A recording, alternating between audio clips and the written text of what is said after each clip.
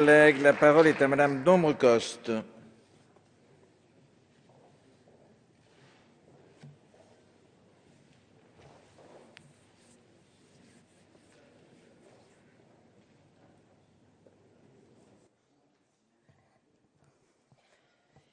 Monsieur le Président, Madame la Ministre, Monsieur le Président de la Commission des affaires économiques, Monsieur le rapporteur, mes chers collègues.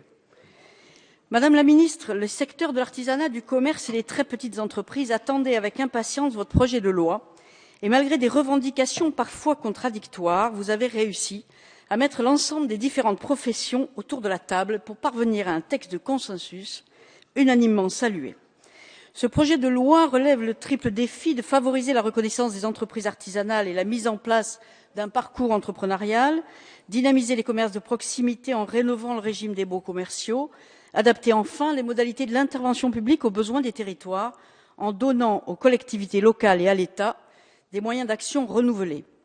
En tant qu'artisan de profession, seule représentante de l'artisanat dans cette noble assemblée, je porte, vous le savez, beaucoup d'intérêt à ce projet de loi. Il prolonge et traduit en actes votre pacte pour l'artisanat. Il apporte des mesures qui bénéficieront à l'ensemble de notre économie. L'artisanat est un des acteurs majeurs du dynamisme économique de nos territoires. Il participe par ses savoir-faire et son excellence à l'image de notre pays et au Made in France. Il contribue à l'équilibre de la balance commerciale avec une forte capacité d'exportation, 13 milliards d'euros. Il renferme donc un fort potentiel pour le redressement économique de notre pays et pour l'emploi des jeunes. En effet, c'est l'un des plus gros pourvoyeurs d'emplois en France, avec plus de 3 millions d'actifs, 100 000 embauches par an, tous secteurs confondus, 100 000 entreprises artisanales créées ou reprises chaque année. De l'ingénierie au métier de bouche, de la robotique de précision au métier de la construction bois, sans oublier l'artisanat d'art, le monde de l'artisanat est multiple mais innovant. Il nous revient de contribuer à changer le regard sur les métiers de l'artisanat pour inciter nos jeunes à s'y intéresser. L'artisanat innove, l'artisanat prend toute sa place dans l'économie de ce pays, l'artisanat permet de belles réussites individuelles et collectives. J'en veux pour preuve la dernière édition du prix national délivré par la Chambre des métiers, qui chaque année valorise les champions de l'artisanat pour leur exemplarité et leur réussite en matière d'innovation technologique. Un des points soulevés dans le pacte de l'artisanat était la valorisation et la stabilisation du statut de l'artisan. C'est le sens des mesures du titre 2 du projet de loi relative à la qualification professionnelle qui visent à promouvoir la qualité et les savoir-faire de nos artisans, en clarifiant la qualité d'artisan, en renforçant les contrôles des qualifications et des assurances obligatoires, en permettant aux entreprises de plus de 10 salariés de rester immatriculées au registre des métiers. Cette sécurisation de la qualité d'artisan était attendue par le monde de l'artisanat, inquiet de certaines dérives. Nous pouvons nous réjouir également du travail important de notre collègue Laurent Grand-Guillaume, qui nous a fait une belle intervention tout à l'heure, qui, avec vous, Madame la Ministre, et en collaboration avec le rapporteur Fabrice Verdier et mon collègue Frédéric Roig, a su trouver un point d'équilibre entre les revendications de l'ensemble des acteurs. Plutôt que d'opposer les différents régimes, et donc les femmes et les hommes qui les font vivre, vous avez su trouver une convergence des régimes existants et aller vers un régime unique de l'entrepreneur individuel. Ceci permet également de répondre au choc de simplification voulu par le président de la République, indispensable pour redonner du souffle à notre économie. Vous me permettrez, en tant qu'artisan, d'évoquer également le régime social des indépendants qui a vécu les difficultés que tout le monde connaît.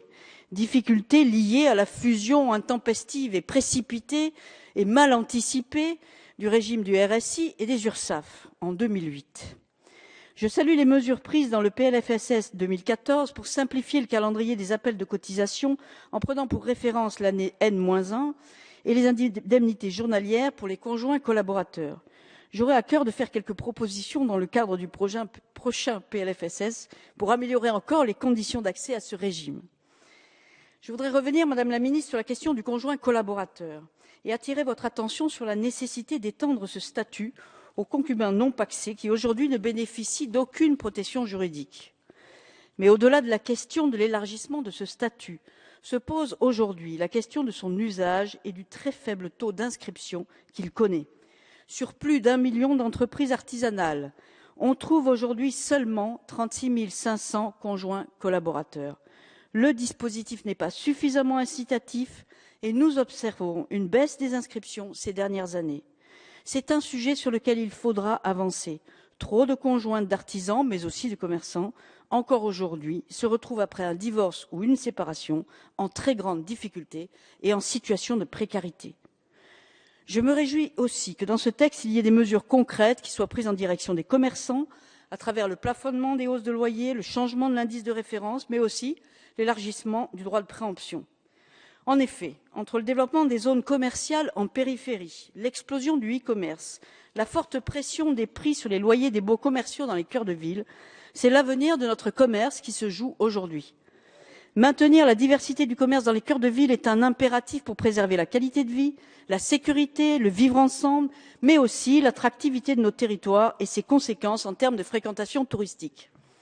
Pour ma région du Languedoc-Roussillon, qui vit essentiellement de l'économie tertiaire, l'activité touristique est fondamentale pour la création d'entreprises et la création d'emplois non délocalisables.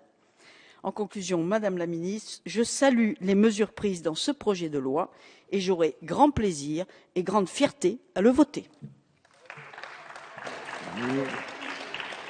Merci.